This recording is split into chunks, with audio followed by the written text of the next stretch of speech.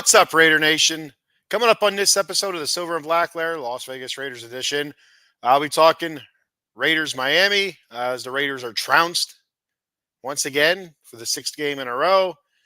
We'll talk about that a little bit. Then we'll take a look ahead at Raiders Broncos and can the Raiders snap that losing streak and come away with the win and send the ponies riding back home. We'll be talking about that, much more, and whatever else you guys want to throw out there. I'll be back in 44 seconds.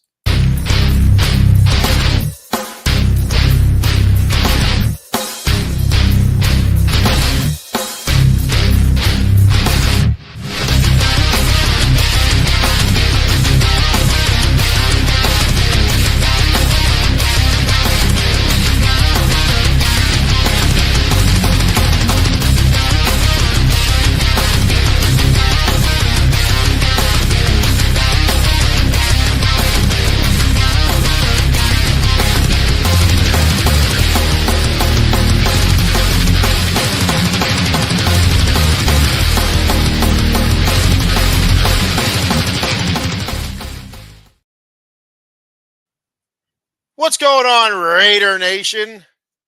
The Bat Fry, Kenny Fry here. Welcome to the Silver and Black Lair, Las Vegas Raiders edition. I hope everybody's doing well on this fine Saturday evening. I was doing as well as you can be as a Raiders fan. Nonsense just keeps flowing and flowing and flowing. But I'll tell you what, the Raiders losing this past week, last weekend to the Dolphins down in Miami, coming off the bye. There were some positives to come out of that game, a ton of negatives once again, but still, a few positives. So let's take a look at that.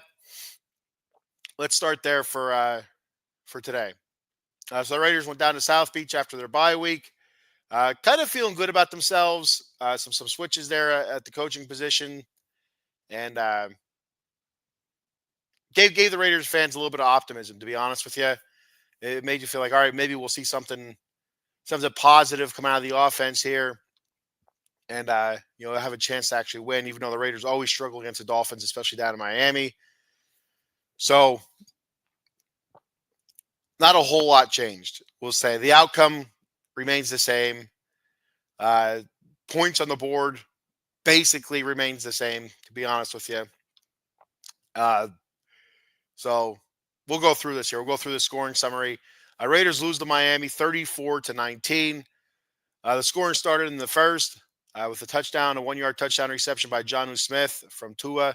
I made it 7-0 Miami. That drive was aided a couple times by a few penalties by the Raiders. There was a roughing call on Max Crosby, as just can't have it. That resulted in a first down. I feel like there was another call. I have it written down here. Let me double check it real quick. On a defensive hold on Chason. That was a 3rd and 20. I gave them new life as well. So it shouldn't have came down to that. Maybe they would have held them to a field goal or something. On the Crosby roughing call, I don't remember it was 3rd down. I don't remember what the distance was, but they did complete the pass out to the 50-yard line, but the roughing call tacked onto it, took them down to the 35. Just can't have it. Can't have it. Made it 7-0 Miami. Las Vegas was able to answer with their own drive, getting a field goal, though, not a touchdown. But they were also aided by a few Miami penalties, so tit for tat, I guess, with that one. They made it 7-3 after one. Going to the second. Miami answered again with a field goal from Jason Sanders, 31-yard field goal. It made it 10-3 Miami, and the Raiders answered back once again with a field goal by Daniel Carlson, 22-yard field goal. I made it 10-6. That's what it was at halftime, 10-6. Feeling pretty good about where we're at. Even though we couldn't stop Miami at all in the first half, they moved the ball up and down the field. They weren't stopping us either. We were kind of stopping ourselves, so feeling good. The offense was looking a little bit more creative, especially in the first half there. Going to the third, Miami starting their own 3-yard line, and they drive it all the way down the field. Touchdown pass to Tyreek Hill, 8-yard pass. if I remember correctly, it was kind of like a scramble drill where the quarterback was under pressure. Tyreek Hill just moved to an open area and gave his quarterback a shot. So it was good coverage in the defensive backfield on that touchdown. Good coverage, good pressure. They couldn't put Tua away, and he made a great pass. He made a great pass. Tyreek Hill was able to catch the ball, uh, keep possession while breaking the uh, plane of the goal line. Which again, I watched it a couple different times. I didn't see this live. I didn't not see this part live, but I watched highlights in the replay. And he double clutches that. And when he double clutches it, he's out of the end zone. So I don't know. I don't know. I'm not 100% sold on that being a catch, but whatever. It is what it is. They probably would have got in on the next play anyway. So that made it 17-6 Dolphins. The Raiders answer back with a touchdown of their own to Brock Bowers, a 23-yard pass. Beautiful pass play up the sideline there. Made a guy miss, and he was off, man. Brock Bowers, huge day for Brock Bowers, as he's setting all kind of rookie marks, and he's on pace to set all kind of rookie marks as well for tight ends. And so Brock Bowers continuing to impress. Made it 17-12, a 2-point conversion, no good for the Raiders. You go to the fourth quarter. A-Chain scores. He had a pretty decent game against the Raiders. I think it was 17 carries for 70 some yards. But Raiders did hold Miami under 100 yards rushing. They give Tua, I believe, 300 yards passing, but 4 touchdown passes. But we held them to under 100 yards. Yeah, take the good with the bad. So A-Chain 2-yard rushing touchdown, made it 24-12. Still in the game. We had answer back. Amir Abdul with a 10-yard touchdown reception, made it 24-19. Looking to get the ball back. Unfortunately, blown coverage on the defensive backfield somewhere. We had a couple guys go out this game. Jack Jones got hurt. The second play of the game, we had Jesus Christ. Our other cornerback getting hurt. And right now I'm blanking on a name. I'm terrible. I have it written down. Sorry. It's gonna bother me.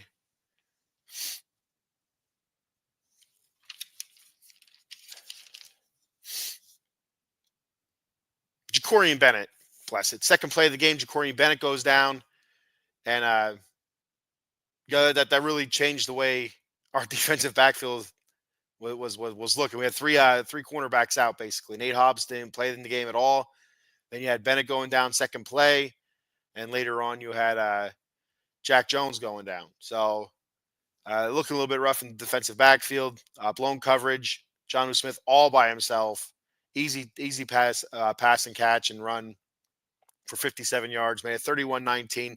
Still with some opportunity. Minshew does throw an interception. Just trying to make something happen. You can't really blame him on that. I can't fault him. Like a last ditch effort kind of thing. And they do get a field goal out of that.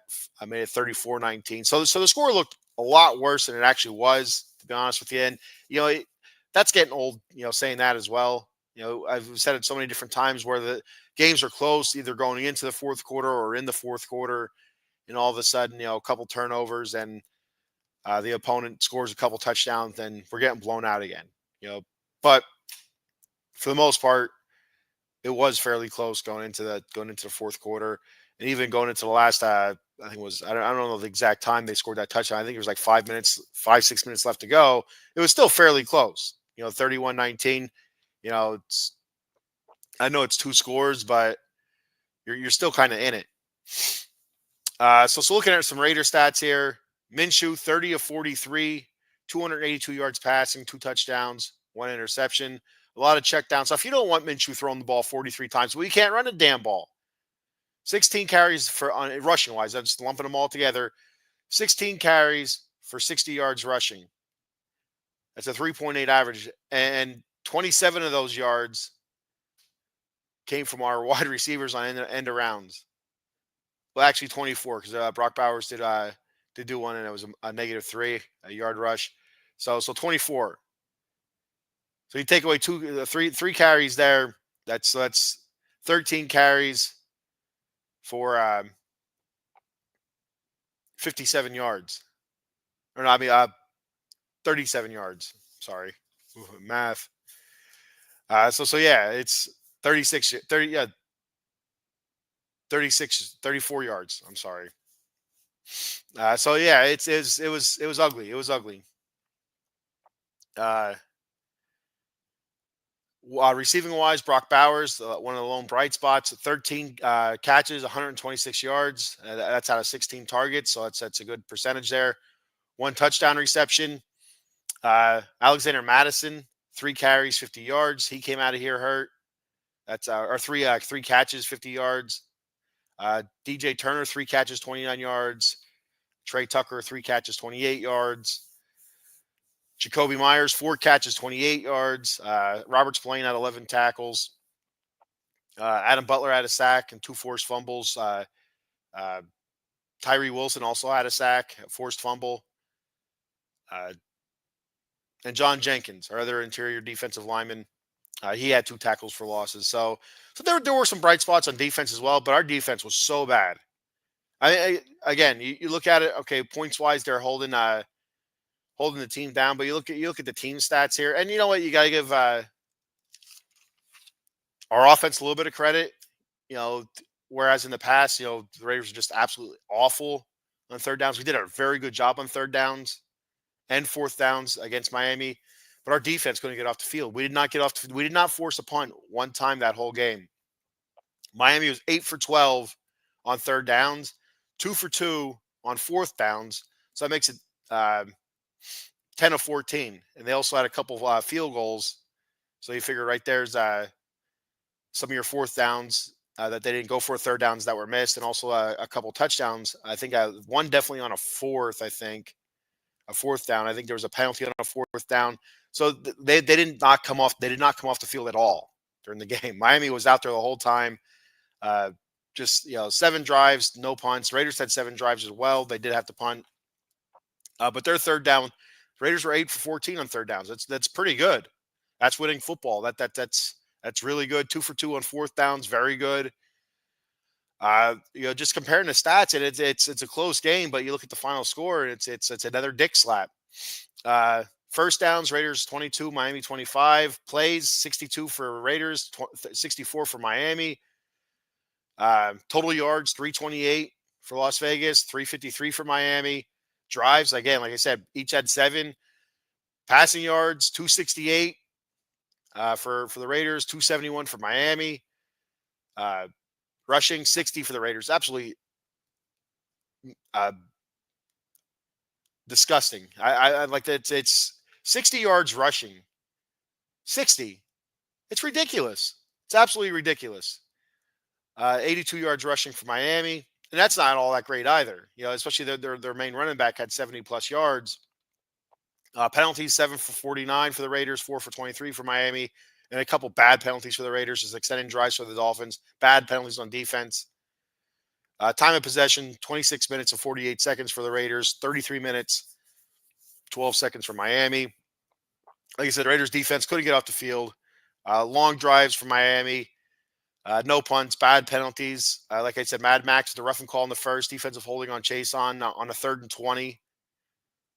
And I think I don't think that I think that was in the third quarter. The defensive hold on Chase on. I could be wrong though. Offensively, better, more creative, more flow. I really dug our offense. Just got to put the ball in the end zone more. There's no time to get the ball downfield. Now, the one thing I will say, I did like this offensive line group, and this is what they're going to move with moving forward, as long as there's no injuries, to try to create some sort of chemistry on the offensive line. So I dug that. Now, we got a comment here before I move on. We got our boy Paul Spencer checking in. What's up, Kenny? Who is worse, Dallas or the Raiders? LOL. And the Dallas Cowboys right now are the Raiders of the NFC. So they're about on the same speed here.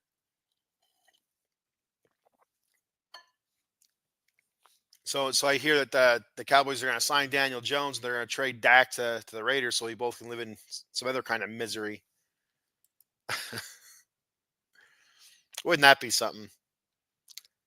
That's Jerry's world. But yeah, Dallas is awful too. I don't understand it. I mean, I guess Paul, you're the one to speak on that. But just large glaring holes on the Cowboys roster that they just had no money to spend. They didn't have any money to fill those holes, and then when they did fill them, they filled them with bubble gum, basically. You ever see those cartoons or whatever where the dam is about to break, there's holes in the dam, and so they putting bubble gum, and the bubble gum's starting to fill up, like a big bubble with water, and just waiting for it to burst. And basically, that was the Cowboys. That they plugged some bubble gum in some of those holes instead of sealing it up with some good cement or some sort of solid epoxy. They put bubble gum in there, and then eventually that bubble gum filled up with water and it busted, and their Cowboys are looking really bad. So, but yeah, so and a lot of Raiders fans calling for the Raiders to tank the rest of the season, to try to get a top pick, a number one or number two pick. And we got plenty of competition like the Giants. I'm not sure how many wins the Cowboys do have, but I know it's not many. I feel like they're at 2 or 3, just like the Raiders. And yeah, so I don't believe in tanking, especially in the NFL. NBA, I kind of understand a little bit. I think it's easier to determine who the stars are going to be. Like, I don't think there's as many busts in the NBA. I could be wrong about that. I don't watch NBA basketball, but I usually know, like, if you can get yourself a good lottery pick, top 5, top 10 lottery pick, there's a chance you're getting a really, really, really good player that's going to change it. Like, the chances are high that can change your franchise. But football, it's still, you feel like you'd be getting that franchise quarterback, and it turns out to be a bust. Like we've been through it so many different times, and yeah. So in a little bit later on, after I talk Raiders Broncos, I have the list of the Raiders first round draft pick since 2024 or 2004, not 2024. 2024 was last year. Since 2004, and like, just there's so many busts there that it's ridiculous. And I should have went deeper into a deeper dive and like checked who was picked after, or what other names were in the first round that were left when the Raiders picked, and kind of compared. But I didn't think of it until later on. It was too late by then. Paul says no money, but Jerry tries to sell the words all in. Dallas should lose out, and it comes to the Giants game. Who throws that game for movement on a draft board? It's gonna be that game will end up 2-0. And the only reason it'll end up 2-0 is one of the teams will have the ball at the end, and it's 0-0, and they want to lose, and they'll just have their quarterback run out of the back of the end zone to give the other team 2 points. The other team will be trying to drag the quarterback back into play, and referees will blow it dead. The referees will blow it dead for in the grasp or whatever they call it, and that'll be it. Jamarcus Russell has to be the worst pick ever at quarterback. Yeah, I mean, like you go through some of these, and he was the number 1 overall pick, so that hurts even worse. But there's some other pretty bad ones here. Number 2, Robert Gallery. I mean, he was pretty bad. He was really bad. I drafted him to be our offensive tackle, blindside tackle. Ended up moving him to guard, and he played okay at guard eventually when he did get moved, but he ended up in Seattle and eventually retiring. I think from I don't know if he retired when he was with Seattle or not, but he eventually retired not long after that. Yeah, it was a lot of ugly ass picks. There were also some good picks. There were some good picks, but it's so hard to tell. It's such a crapshoot that you just don't know. You just don't know what's going to happen. And like you're saying here, Paul, about Jerry's moniker "all in," and I talked about that last week with the Raiders. What do the Raiders say? Our slogan for many years now, just win, baby. Right? You had Al Davis receiving the Super Bowl trophy, and what did he say? Just win, baby. Commitment to excellence. I don't understand how anybody in that organization can walk around and say that with their head held high. Just win, baby, and commitment to excellence. Since the 2003 season, just absolute shit show after absolute shit show, garbage piled on top of garbage piled on top of garbage. Been in the playoffs, I believe, twice since that Super Bowl loss to Tampa Bay. I'll give credit where credit's due. It wasn't without trying to turn it around, but it was looking in so many different terrible, absolutely terrible ways. With bringing in aging football players, or giving large contracts to free agents that didn't deserve it, or making stupid trades. A la Carson Palmer giving up I think it was 2 years worth of first round draft picks for Carson Palmer. Is like, and looking back on that, I still think that Jason Campbell at that time was the better quarterback. We brought Carson Palmer. He was walking on the beach somewhere. He stepped away from Cincinnati. He wasn't going to play again unless he was traded. Excuse me. And he was walking the beach somewhere. We call him in to be our savior at the end of that season. Now, I believe, if I remember correctly, I think Jason Campbell got hurt that year. But we bring Carson Palmer back, and the following season, Jason Campbell, I think was the better quarterback. So Jason Campbell had a couple pretty decent years with the Raiders. Had them on the verge of making the playoffs. So Hugh Jackson as the coach and stuff. So, but we went to Carson Palmer, and it was just another reset button, basically. Who was speedy wide receiver you took? Not Ruggs. There was another one, Darius Hayward-Bay. Yeah, that's him. Oh, he's on the list, buddy. Don't worry, he's on the list. What year was that? That was 2009. The number 7th overall pick. Number 7. Like I said, I should have did a deeper dive and looked back to see who the Raiders who picked after the Raiders, the next couple picks, and see what kind of big names were still in the draft after they picked.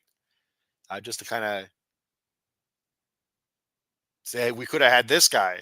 But and again, even when we took somebody else after that, there's no guarantee that they would have panned out. Maybe they wouldn't have fit our system, but these guys definitely trash. All right. So we'll turn the page. I just turned my page of notes here. To the Broncos. Last time the Raiders played the Broncos snapped an 8-game losing streak to Las Vegas when they beat the Raiders 34-18. And again, that's one of those games where it was closer until the end, and Denver pulled away, make it 34-18. It's crazy. Janikowski had a better career at kicker at 17 than some higher picks. Yeah, he was probably one of the better first round draft picks the Raiders have had in the last 30 years. To be honest with you, Sebastian Janikowski.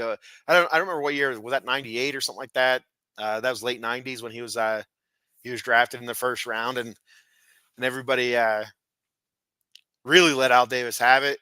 But I'll tell you what, he had longevity, and he was a great kicker for us. Absolute great kicker.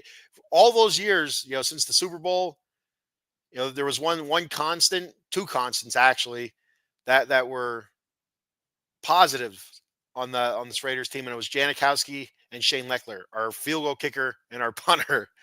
Year in and year out, Pro Bowlers and whatnot. So 2000, 2001. Okay. Yeah, I knew it was somewhere around there, either late 90s, early 2000s. I don't remember when. I didn't look back that far. I just went after the Super Bowl and looking at the first round picks after that. And after John Gruden's gone. And now I'm not saying, John Gruden did come back, and some of those picks when he was there, not all that great. Early round. Now, late round, there were some pretty good late round picks by Gruden and the draft guru himself. I can't think of his name right now. I could picture him in my head. Again, I want to get one of these brain gums. I seen this on the TikTok, advertising some sort of brain gum or memory gum, where it helps you helps your memory clearer and stuff like that. You get that full sentences out. Because I struggle all the time. If you watch any of my shows, if you're a fan of one of the shows I do, or just a fan of all my shows, or watch all my shows, I struggle to get sentences out sometimes, or I struggle to remember anything. Jacorian Bennett earlier, I talked about Jacorian Bennett 10 million times in the show about, he's actually having a really decent season, and I blanked on his name earlier, and I know who I want to talk about. I could see it, number 0 and everything. I could see it, but Couldn't think of that name. I had to look it up. So, but anyway, so the Broncos snapped an 8-game losing streak against the Raiders, which made my heart hurt so much when we lost to the Broncos. Hate the Broncos so much. Everybody has that team or multiple teams, but usually it's one team that you hate more than every other team. And for me, it's the Broncos. I hate the Broncos so much. I don't know why.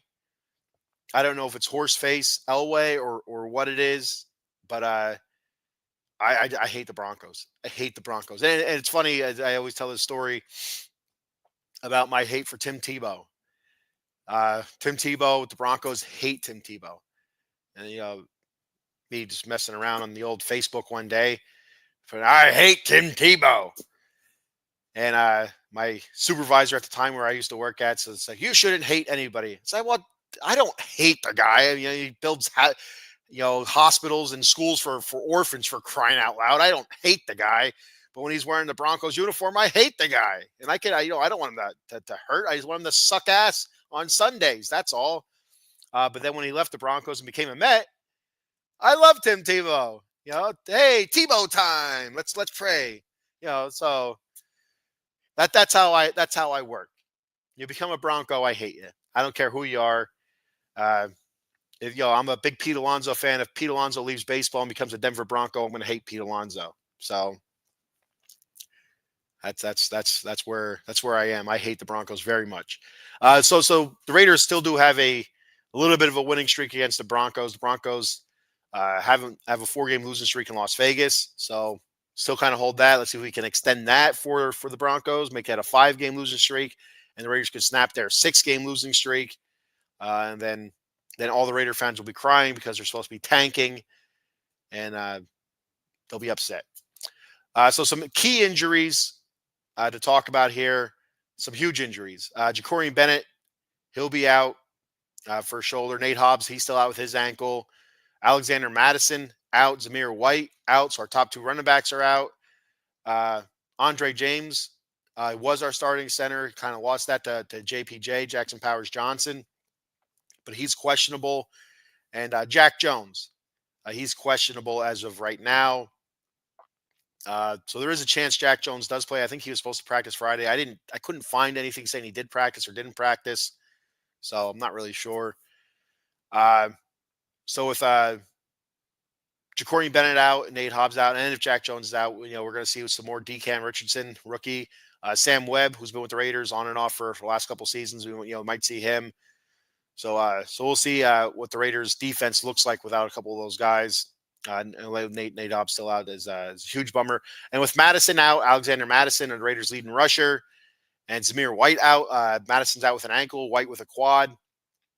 You'd expect to see Amir Abdullah get a chunk of the carries, and Dylan Lobb or Lobby, however you want to say it. I don't know. I heard Labe as well, so I heard it said 3 different ways. I don't know how to say the guy's freaking name now. I have no idea. I'm going to call him Dylan. Make it easy. It's Dylan. Dylan L.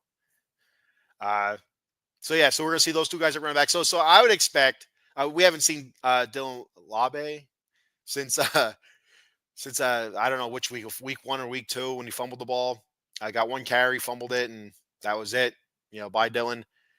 Just kind of like Zamir White as well. He did quite a few fumbles and we wouldn't see him for a while, but we'd see him again, and he's just not very good at running the ball this year. And that's one thing that I think the Raiders are going to look to improve either through draft or free agency is the running back position. Maybe in hindsight, maybe we should have threw some money at Josh Jacobs. I don't know. Just putting that out there. I granted Josh Jacobs wanted a lot of money for a running back, but guess what? We have a decent amount of money under the salary cap, and we didn't do dick with it anyway. So why not throw some Josh Jacobs way? Maybe things would have been a little bit different in the running back position. I don't know. Maybe it would have been the same. I don't know. It's a tough call. But those are the injuries we're looking at, and it's going to have everything a mess. It has everything a mess, has everything set up where it looks like a loss. All these backups, guys that aren't used to roles. But Amir Abdullah, 17 carries on the season.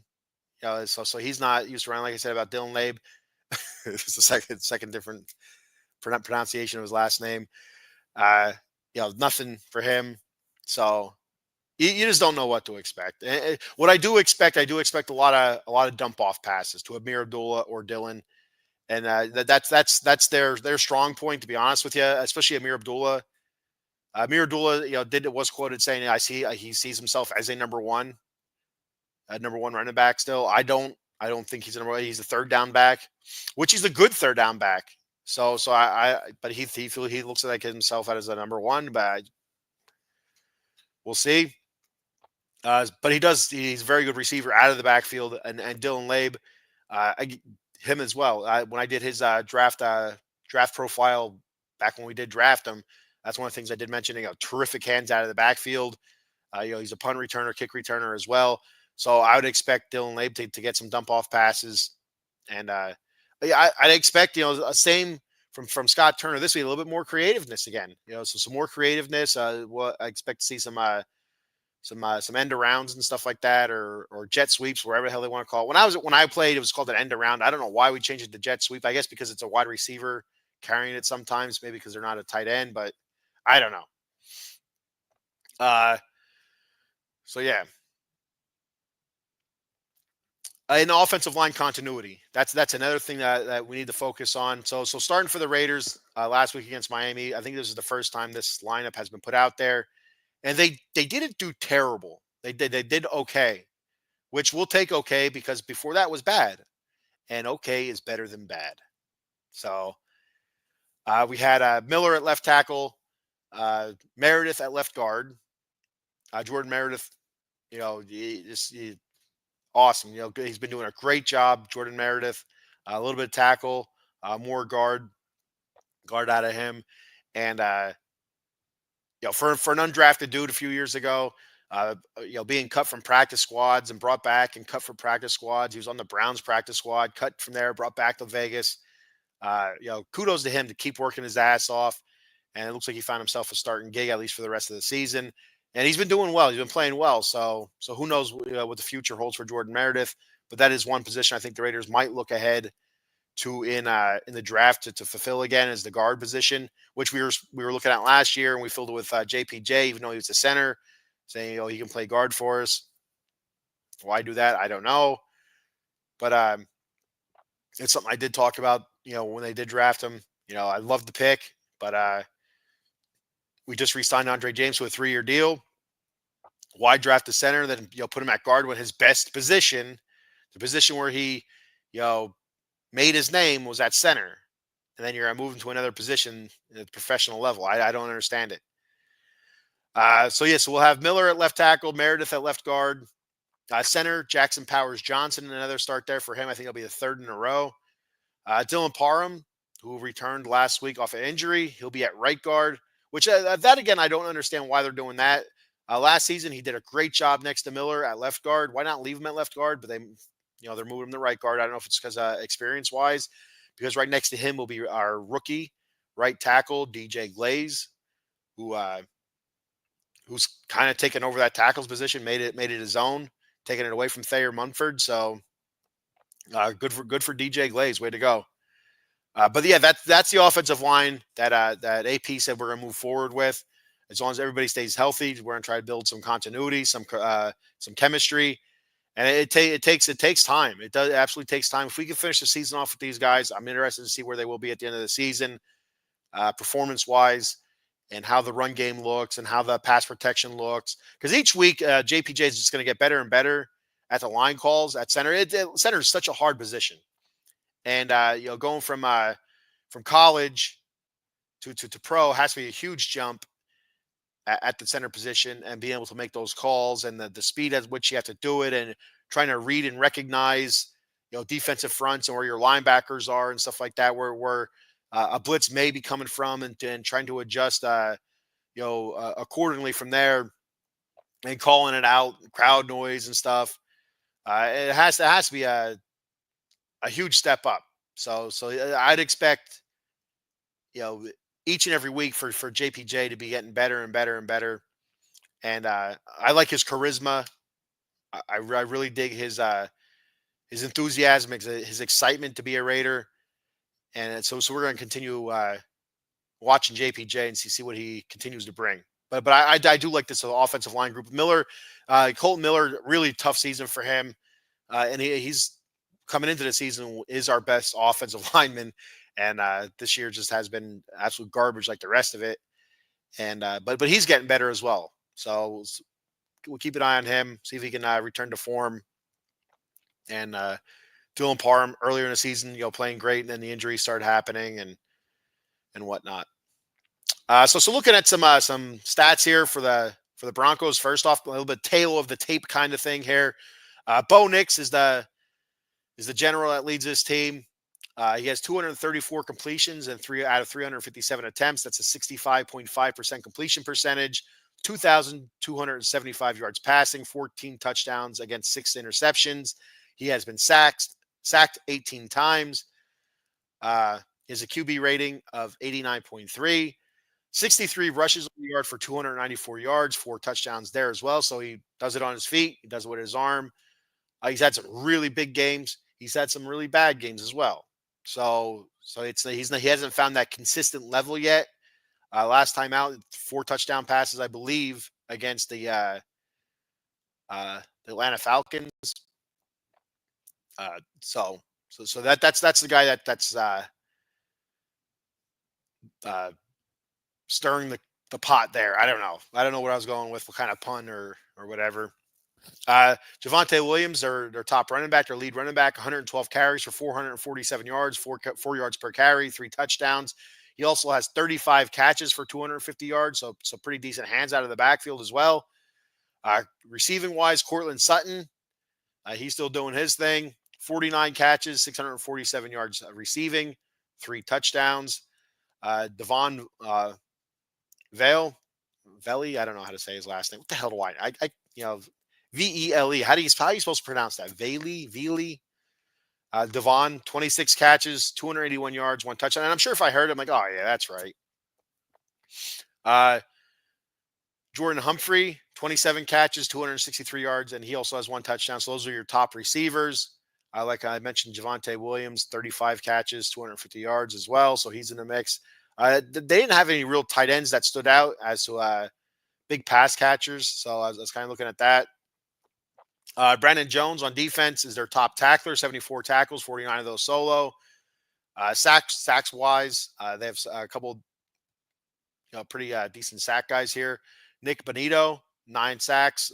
John Cooper, 6.5 sacks. Interception wise, Patrick Surtain, he has 3, and they have a bunch of other guys with 1. But team wise, they're one of the I think they're in the top 5, or at least top 10 in sacks. So we got to watch out for that. We're going to be under duress a little bit. That's the one thing that's been consistent for the Broncos over the last couple of seasons. For as bad as they've been, and the Raiders kind of own them, their defense has been pretty decent. So now looking at the Raiders side of it, the tail of the tape, Gardner Minshew will be our starting quarterback again. I'd have to feel that if it doesn't go well, again, he didn't have a bad game. We didn't lose that game against Miami because of Gardner Minshew. Absolutely not. He played fairly well. A lot of short completions, intermediate route type completions. He found Bowers, and Bolio, 13 catches. So big plays there. Get the ball to Bowers, and that's what we did. But I'd have to imagine if he does go out there and has a rocky start, that we would see I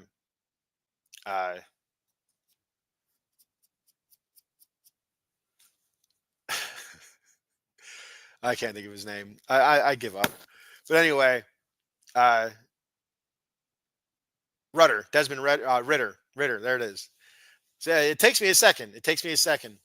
So I would imagine we'd see Ritter, but right now they said Minshew's our quarterback going forward. For now, or this week, he said that's what AP's exact quote was. Minshew is our quarterback this week. So there's no long-term commitment there. And I don't know. Does that mean if the Raiders lose again, do we go Desmond Ritter, or if Aiden O'Connell, Fade O'Connell, returns from his injury. I think he's due back. I think is it next week or the week after. I think he might be due back. But I haven't heard any real updates on him either, if he's ready yet or not.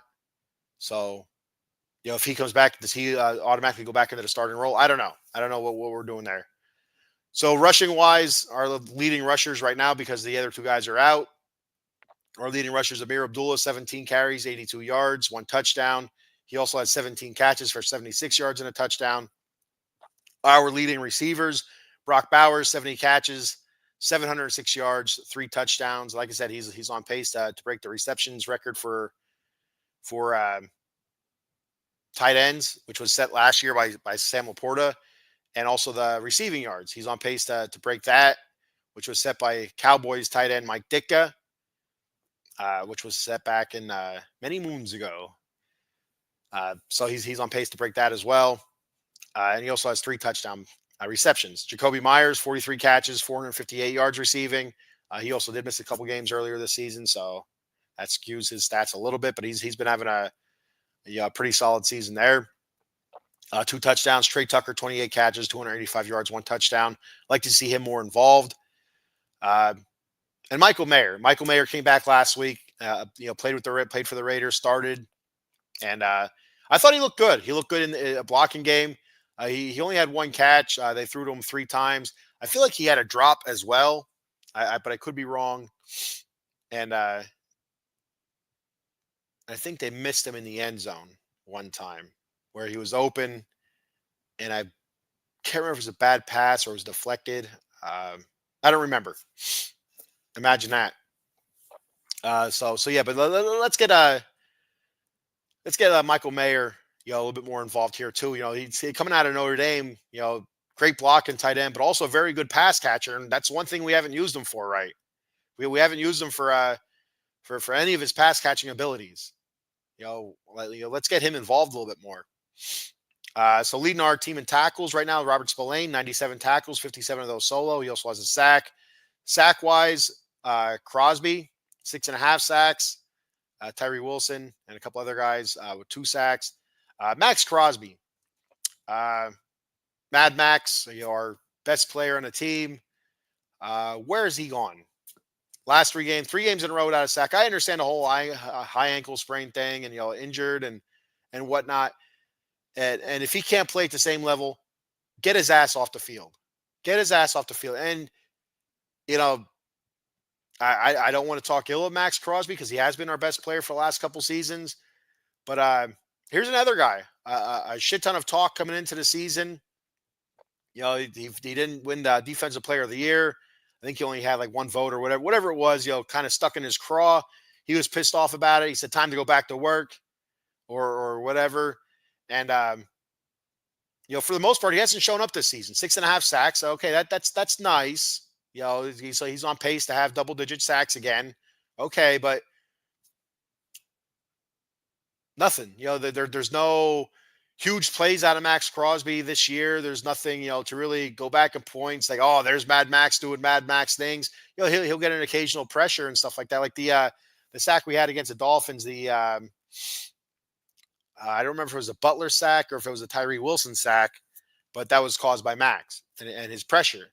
But then there's also the stupid penalties that the man has taken, whether they're roughing penalties or offsides or whatever, just stupid penalties. It's like, I don't understand it. And, he's non-existent. He's been non-existent. TJ Watt, wouldn't be non-existent.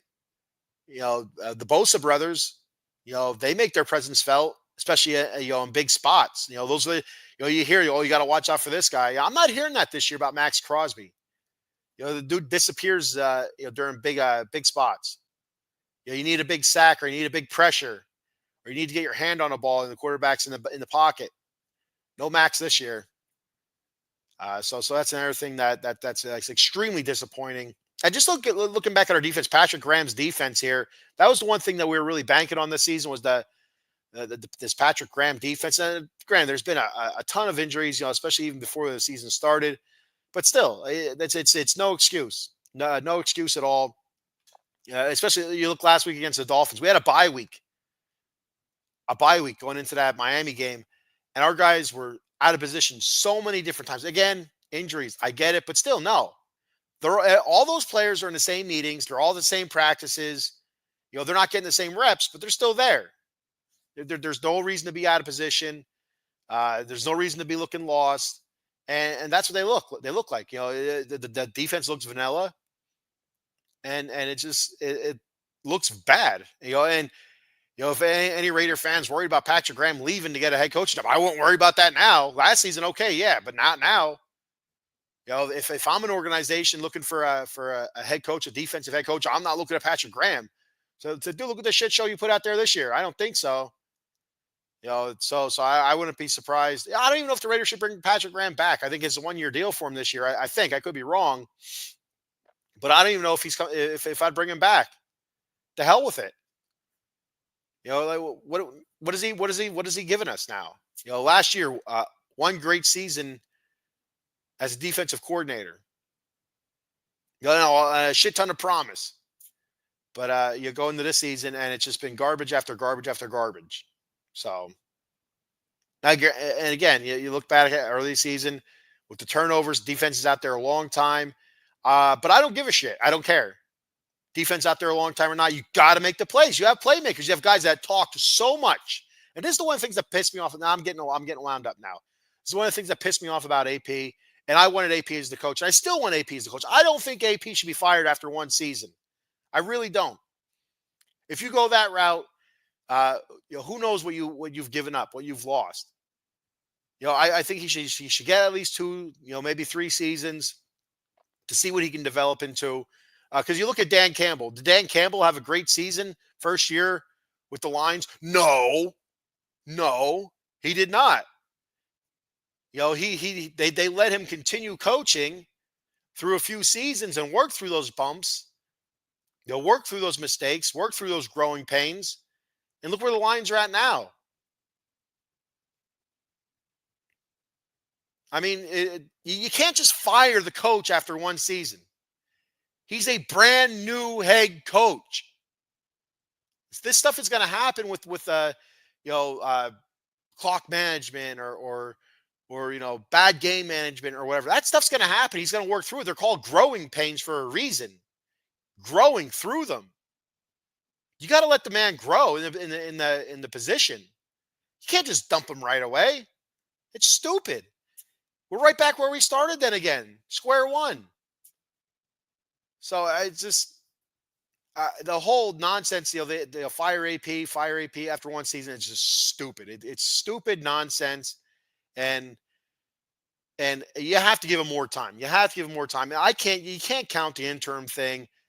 It's just there's so many different factors in that. They're playing for a guy for him to get that coaching position and stuff like that, and they're playing to save face and whatever, and they're playing for either to be brought back or they're playing for their next team. The second half of the season. That are going to be guys that were going to be free agents and whatnot. So I don't even look at the interim stuff.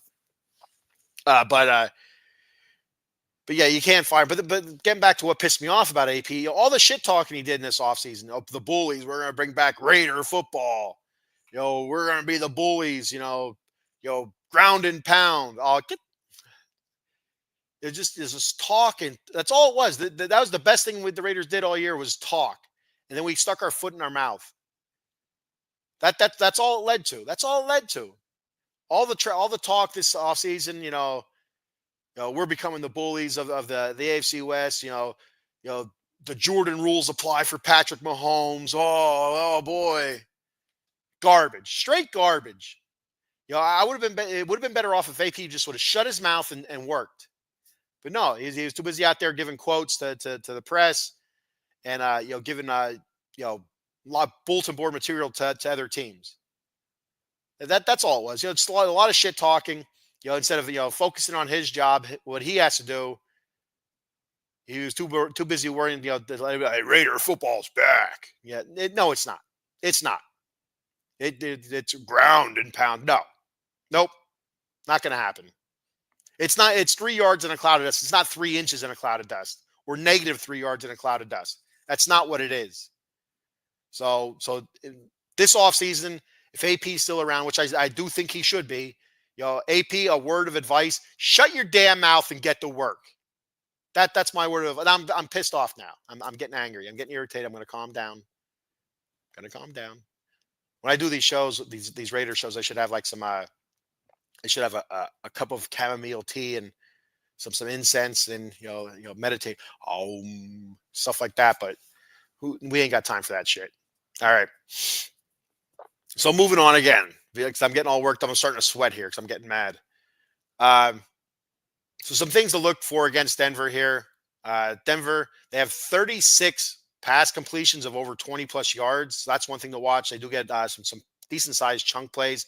When I was looking at 40 plus yards, they only had 2 of those. So it's kind of your in between your 20 to 40 yard range. So some decent chunk plays there. They've allowed the 5th fewest sacks in the league, which is kind of surprising to me. But you also look at that. Bo Nix does move well in the pocket. So 14th in rushing. That's not surprising. They one of the league. They lead the league in sacks, and this is all on NFL, according to NFL.com. I looked at a couple different sites, and I got like 3 or 4 different numbers. I'm just going to go with one of them. NFL.com. I'm just going to go with that one. They're 8th against the rush. Don't worry about it, Denver. We're not going to be able to run the ball anyway. You could be 31st against. That's us. 31st against the rush, but we're not going to be able to run the ball anyway. So don't even worry about that. 2nd in points per game allowed, 16.6, and they are 3rd in yards allowed at 289.4. So it's going to be tough sledding. Buckle your damn chin straps. That's all I'm going to say to the Raiders. Buckle your chin straps. Get out there and play hard football. I mean, that's all you can do the rest of the season, but it's the freaking Denver Broncos. And again, if you want to tank. I don't like the word tank. I don't think the Raiders should be tanking, and I'm going to go over that in a couple minutes. But if we only get 1 win the rest of the season, please let it be the stupid-ass Broncos. The Denver Ponies, the Donkeys, whatever you want to call them, hate it. Hate the Broncos so much. We got Cowboy Dave checking in. What's going on, big man? Just trying to calm down, Dave, getting all annoyed with the Raiders here. Heading to Dallas versus Washington game tomorrow. I assume down in Washington. I know I'm a glutton for punishment. It'd be nice to see a win tomorrow. You never know, Dave, right? You never know any given Sunday. But I'm sure other Cowboy fans are hoping the Cowboys continue losing because there's no chance they're going to make the playoffs. But there's a chance for a better draft pick. So, it's we'll see what happens. You just never know. It's Cowboys Washington. It's a huge rivalry game.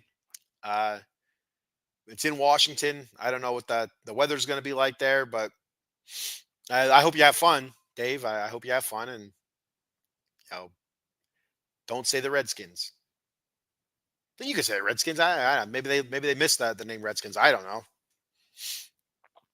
I find myself saying Washington Redskins all the time. The Cleveland Indians, I say it all the time.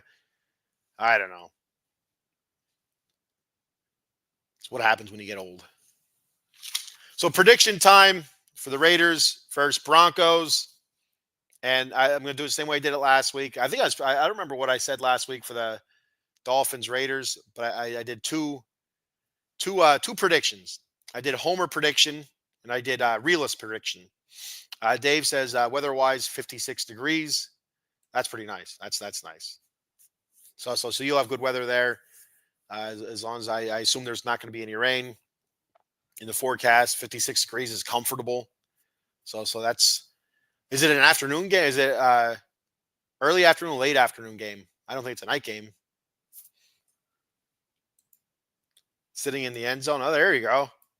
Maybe you'll get a ball, Dave. Maybe like you'll have their running back name Zeke. Maybe Zeke will run in like a 1-yard touchdown, and you'll see you there. I was like, oh, look at this special guy. Not special in a bad way, Dave. I mean, like special because you're Dave, and he'll run over and give you a football, and you'll be on TV. It's like, yeah, I got a football from Zeke. 1 p.m. Oh, there you go. So that's good. I hope you have fun, Dave. I hope you have a good time. Hope you have fun, and hopefully the Cowboys come away with a win for you. Like I said, maybe or maybe they'll catch a touchdown pass. Sometimes they throw the ball against the wall in the end zone. Maybe they'll go to throw the ball against the wall in the end zone. They'll miss. They'll release too high and it'll go to you, Dave. You never know.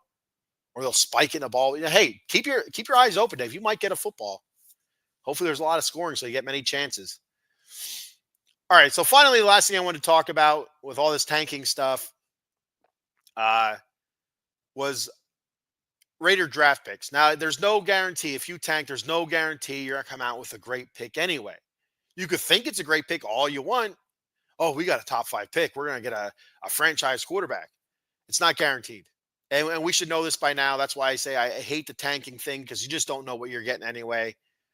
Again, like basketball, you have a pretty good idea, like a top 10 pick, top 5 pick. They're game changers. All right. But with football, no clue.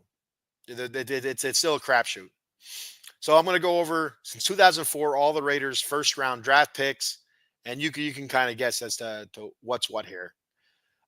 So 2004, number two pick overall was Robert Gallery. 05, number 23rd overall pick was Fabian Washington. 06, Michael Huff. He was the number 7th overall pick. 07, Jamarcus Russell, number 1 overall pick. That's a big raspberry for him. 08, Darren McFadden, number 4 overall pick. Tough with him.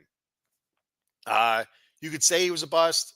He had some decent seasons with the Raiders, but injuries eventually caught up with him. It's a shame. But he did have some okay seasons there. So I'm not going to raspberry McFadden, but I understand if you did. 09, Darius Hayward-Bay, number 7 overall pick. 2010, Rolando McClain, linebacker, Alabama, number 8. I have his jersey. Actually, I just donated it to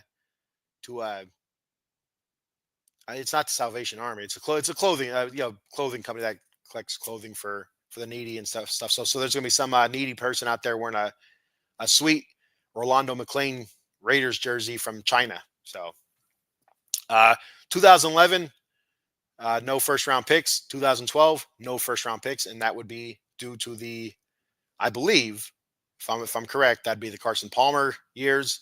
So there's that. 2013, DJ Hayden.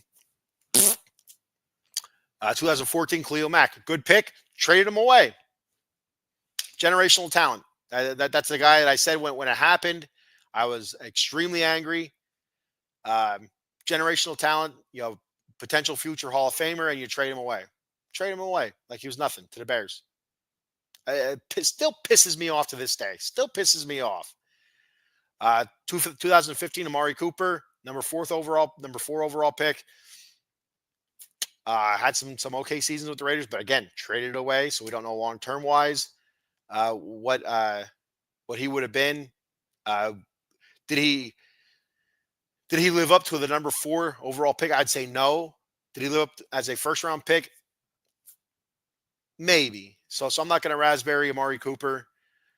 Cowboy Dave reminds us all that McFadden was a Cowboy there at the end. Yes, he was.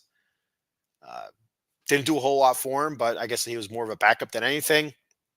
2016, Carl Joseph, 14th overall. A little raspberry for Carl Joseph. I did like Carl Joseph there at safety. Number 7, 2017, Garyon Conley, 24th overall. 2018, Colton Miller, 15th overall. He's turned into a really good tackle. Tough season for him this year, but I'm not going to judge his entire Raider career on that. One of the better left tackles in the league when he's right. This year he's not right, so I'm not going to raspberry him. 2019, number 4 overall pick, Cleveland Farrell. 24th overall pick, Josh Jacobs. Not going to raspberry Josh. Did have a couple good seasons with the Raiders. Ended on a bad note. It is what it is. Should have re-signed him. And then 27th overall, John Abrams. Little raspberry for John. I did like John as well. I like John and Carl Joseph. I felt like we had some pretty good bangers there, but both of them let go. 2020, Henry Ruggs, 12th overall. killing people. Also, 2020, another first round pick, Damon Arnett, number 19 overall, raspberry. 2021, Alex Leatherwood, 17th overall pick, big raspberry. 2022, no first round pick. 2023, Tyree Wilson, to be determined. 2024, Brock Bowers, as of right now, looks straight up legit. So definitely no raspberry for there. But Tyree Wilson, he's played better this season, but he needs to be much better. He was his number 7 overall pick. Has to be much better than what he's been showing. Has to. His rookie season, coming into the season hurt, missing training camp and all that stuff. I get it. Still got to give him some time. There's talent there. There's definitely talent there. And I'm not giving up on Tyree Wilson. I'm just he's got to turn it around. Got to turn it around. So that's what I'm talking about. You look at that list there, and we got 1, 2, 3, 4, 5, 6, 7, 8, 9, 10, 11, 12, 13, 14 raspberries I gave out since 2004. It's ridiculous. It's absolutely ridiculous. And to tank, I'm sure people thought that Robert Gallery was going to be the best offensive tackle in the league. No, he wasn't. He was a bust. Jamarcus Russell. I'm sure there were a lot of people that thought he was going to be our franchise quarterback. Furthest from that. There were experts that said that he should not be number 1 overall pick, that he's not who we think he is. That was bad scouting and a poor choice by Al Davis. Rolando McClain, linebacker. He looked like a solid pick, a solid linebacker. That early in the draft, stupid pick. Hayward Bay. I don't even know what we were smoking then. DJ Hayden, again. Just so many bad picks there. So many bad picks. And or picks that were thought to be good that turned into bust. It's not guaranteed. That's why I don't understand the whole tanking part of it. I understand we want the earliest pick to have that shot at a franchise quarterback. I get it. But it just, to say lose, let just lose, baby, to tank, it pisses me off as a Raiders fan. I've been a Raiders fan since the late 80s. I was born in 1980, so obviously I was alive during 2 of those Super Bowls. But what the hell? I was still shitting yellow, for crying out loud. But I didn't really start watching football till 88, 89. Became a real Raider fan probably 90, to be honest with you. So yeah. So that's my thoughts on the tanking stuff. And I get it. I like I said, I get it, but it doesn't mean I have to like it. I think it's stupid. So all right. So back to prediction time. So the homer in me, I'm taking the Raiders 17-14. Raiders win. Late field goal. But the realist in me, Broncos will win 27-17. And they will snap their 4-game losing streak at Allegiant Stadium. I hope I am wrong. I hate the Broncos so much. You don't even understand. Fellow coworker, Guy Ebert, he does listen to this from time to time. So if you're listening, Guy, you made it this far into the podcast, good luck to your team. And don't laugh at me too hard at work, please. It hurts. All right. So before I head out of here, that's all I have. Before I head out of here, I'm going to go ahead and do our sponsor reads. For myself, I have a new sponsor, W Energy Drink. You can check them out at www.w.gg. Promo code The Batcave. That's one word, The Batcave, for 10% off your order. There's really good products there. So some pretty neat swag, some pretty cool shakers. Even if you don't want to try the energy drink part of it, they do have shakers. Some pretty kick-ass looking shakers. And so the energy drinks, hydration drinks, they come in packets, tubs. The energy drink also comes in cans if you want already, in liquid form. I've been drinking the was it California? Was it Calio Cream Dream or something like that? It's orange cream and mango flavored. Smells Smells terrific, tastes terrific. I dig it. It's jitterless energy drink. It's done with coffee fruit extract. Very good, very good. But yeah, no sugar added, no artificial flavors, all natural stuff. So it's so for the most. I ain't gonna say it's good for you. I don't know if it's good for you. I'm not a freaking scientist here, but for the most part, it's not bad for you. You know, like some of those energy drinks, say like a Monster or Prime. I hear Prime is not very good for you. I don't know. Uh, so yeah, I'm not going to get into to the whole Prime, the Logan Paul, Jake Paul's fight against Tyson. Tyson's ass and whether or not the fix was in. But as a professional wrestling fan, I know what I saw. I know what I saw, and we'll go from there. So once again, visit www.w.gg. That's W Energy Drink, and use that promo code The Bat Cave for 10% off your order. So check that out. And also, of course, here on Out of the Box Sports, we got to mention our boy, your boy, everybody's boy, Mr. Jason Fine, J Fine Law. You can visit Big Al at 1-800-HURT-123. That's 1-800-HURT-123. Jason Fine specializes in motor vehicle accidents, slip and falls, workman's comp, and personal injury claims. He has 3 office locations conveniently located throughout Pennsylvania and New Jersey. His office in New Jersey is located in Cherry Hill on 3 Greensward Lane. The phone number there is 856-209-5258. His office is in Pennsylvania. He has 2 of them, one in Pittsburgh on 500 Grant Street, Suite 2900. The phone number there is 412-365-8151, and one in Philadelphia at 1628 JFK Boulevard, Suite 2120. The phone number there is 267-888-2980. Jason Fine, attorney Big Al. So you can find me on X at SB_Lair_OOTBE. That's on X. Out of the Box Sports, you can find at OOT Box Sports on YouTube and X. And Facebook, it would be Out of the Box Sports Entertainment. My YouTube channel, The Bat Cave _OOTBSE. That's my my YouTube channel. If you want to subscribe to that, I'd appreciate it. Subscribe to the Out of the Box Sports YouTube channel. Once again, at OOT Box Sports, and follow them on X as well. So me, if you want to check me out again, I'll be live. I think I'm going to go live Tuesday again. I think I'm going to go for Tuesday. I'm going to double check the LA Kings schedule, but I'll be live for the Silver and Black Lair LA Kings edition. I'll be talking to Kings last few games. The nice win today. Yeah, nice win today. A really good win. I'm watching that a little bit earlier today. 4:00 game, so it was nice and early. So we'll be doing that next Wednesday. Also, join me for the Bat Cave, talking New York Mets baseball, rumors, trades, signings, all that good stuff. Hopefully Juan Soto has signed by then. Then I'll be live again next Friday. We'll double check the time. I don't know if I'll go early, if I'll go late. I may go late again. I don't know. We'll see what we're doing. It'll be Black Friday. I don't know if we'll be out and about or whatnot. So, but everybody, if you're not gonna see me then, everybody have a nice Thanksgiving. Enjoy your Thanksgiving. Enjoy your meal. Enjoy your family. And yeah.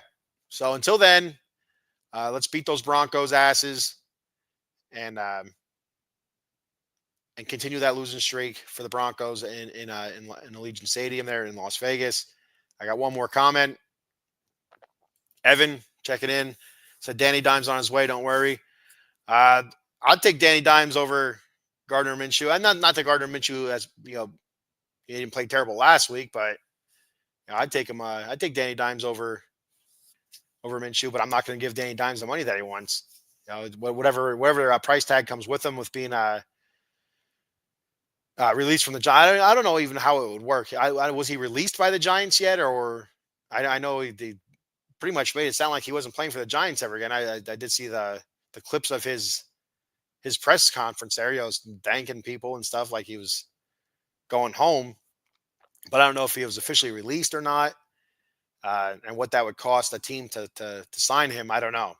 Either way, it's not worth it, especially now. You're like I said about tanking. The Raiders are basically playing for a higher draft pick, so I don't know why you'd bring a quarterback in now because you're looking for a quarterback in a draft. But I like Danny Dimes. I did. I don't know what happened to him. I don't watch Giants football, but I know it's been bad. It's been bad for the young fella, and yeah, and for for what is it? Their backup, what Drew Luck or Lock or whatever it is. I think that's who their backup is. Kind of feel bad for that lad. He's backup all season. And, here's his time to shine, and they bring up the Italian fella. What's his last name? Vito or something? I don't know. Uh, they bring him up instead. He leapfrogged him. That would piss me off as a backup. It's like, what the hell? But whatever. I guess the Giants are looking for a sideshow to try to get the number one pick, try to pry the number one pick from our cold dead fingers. We'll see. We'll see who can lose the most there, Evan. And with the in the Shador Sanders sweepstakes here, who's going to get Shador? The Colorado Buffaloes lost. Yeah, that's right. Danny DeVito, the Penguin, was their back. He's not the backup. He was the third string quarterback. Now he's a starter. It was Drew Luck or whatever it is. Drew Lock, I think it was Lock.